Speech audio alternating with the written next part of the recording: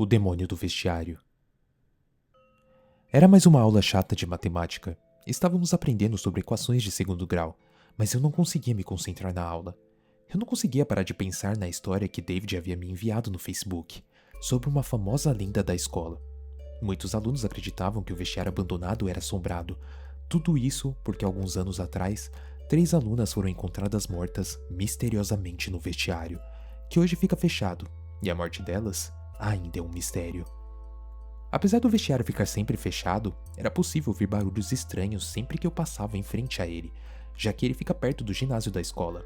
E sempre que eu e os meus 3 melhores amigos, David, Leandro e Matheus, e vários outros alunos passávamos em frente a ele, era possível ouvir barulhos misteriosos como batidas na porta, arrastar de correntes e até mesmo uma voz demoníaca e grossa que às vezes ouvia chamar o meu nome. Como eu sempre fui muito fã de mistérios e coisas sobrenaturais, eu tive a ideia de ir até o vestiário abandonado e descobrir se realmente tinha algo de anormal nele, ou se era tudo coisa da minha cabeça.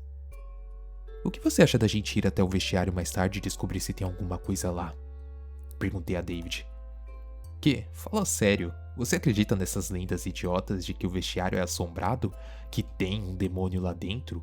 Isso é história pra botar medo em uma criança, e você já tem 14 anos. Vai acreditar nisso mesmo?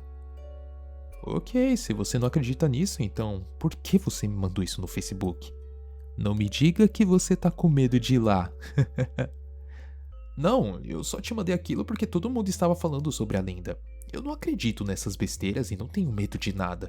Se você está querendo tanto ir ao vestiário abandonado, então vamos ir. Então tá, 19 horas em ponto a gente se encontra em frente ao vestiário abandonado. Mas o vestiário fica fechado, como que a gente vai entrar lá dentro? Bem, eu fui à sala de direção hoje antes da aula para pegar a minha prova de português e consegui pegar a chave sem a dona ver.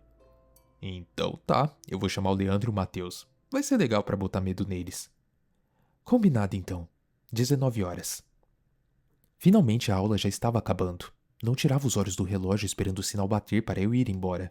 Quando ele finalmente bateu, eu saí correndo para chegar rápido em casa. Já estava anoitecendo. Era umas 6h45 da noite, quando eu cheguei na escola e fui imediatamente até o vestiário. Ninguém havia chegado ainda, então eu encostei os meus ouvidos na porta do vestiário e ouço uns passos fortes e barulhos estranhos, como se fossem garras arranhando as paredes, e uma voz demoníaca chamava o meu nome insistentemente.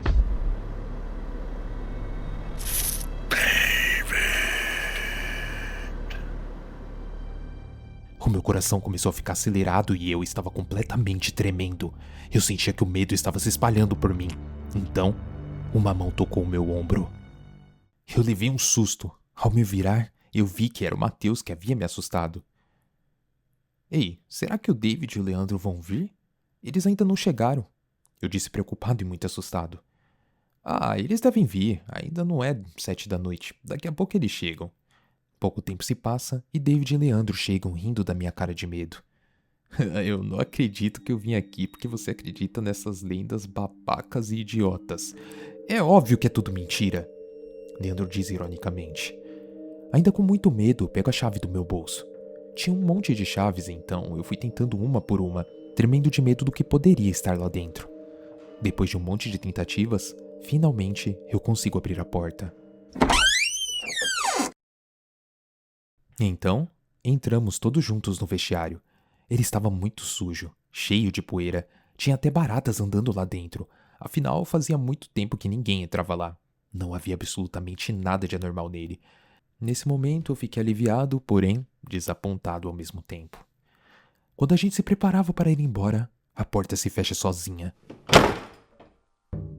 David vai até a porta para tentar abri-la, mas não adiantou. Estávamos trancados dentro do vestiário. Nesse momento, começamos a ouvir um passo vindo do final do corredor, junto com um arrastar de correntes que fazia um barulho horrível e macabro. Eu fiquei desesperado, com medo do que poderia acontecer. David, Leandro e Matheus ficam espantados e nem se quisessem conseguem dizer algo de tanto medo. No final do corredor, ele aparece. Era a coisa mais horrível e tenebrosa que eu já vi na minha vida. Era tão horrível que eu não tenho palavras para descrevê-lo. Ele era todo escuro, seus olhos eram vermelhos como fogo, e ele tinha dentes enormes e afiados como de um tigre, e uma cauda preta além das garras enormes como a de um urso, e ele andava arrastando 3 correntes. Enquanto ele andava em nossa direção, soltava uma risada maligna e sua voz demoníaca dizia coisas que não faziam sentido. Nesse momento, a gente tentava abrir a porta desesperadamente, mas não conseguíamos. Eu paralisei e comecei a chorar enquanto meu coração estava a mil. Eu sentei naquele chão imundo e sem conseguir fazer nada, eu ouvia se aproximando. David, Leandro e Mateus gritavam sem parar pedindo socorro. Enquanto isso, minha vista ficava fraca e eu não conseguia ver quase nada. Comecei a passar mal e fui paralisando aos poucos, e então, eu desmaiei.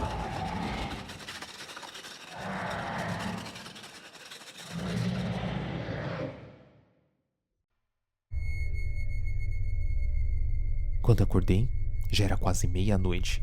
A minha cabeça estava doendo. E quando eu me levantei, eu vi o corpo dos meus amigos, todos mutilados. Os pés e as mãos estavam arrancados e os órgãos todos para fora. Um banho de sangue. A cabeça deles havia sido arrancada e fincada no teto como uma estaca de madeira. A escola estava cheia de policiais e peritos que fotografavam toda a cena sem entender o que poderia ter feito aquilo.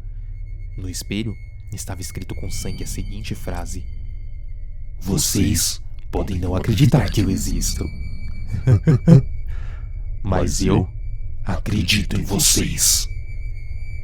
Um policial me leva para fora do vestiário enquanto eu fico paralisado sem entender o que havia acontecido. Quando eu saio para fora, estava cheio de repórteres, policiais e curiosos querendo saber o que havia acontecido, entre eles, minha mãe e a mãe dos meus amigos. Bom, muito tempo se passou e até hoje eu não consigo entender o que aconteceu. Ninguém acredita no que eu digo e eu não sei por que aquela coisa não me matou.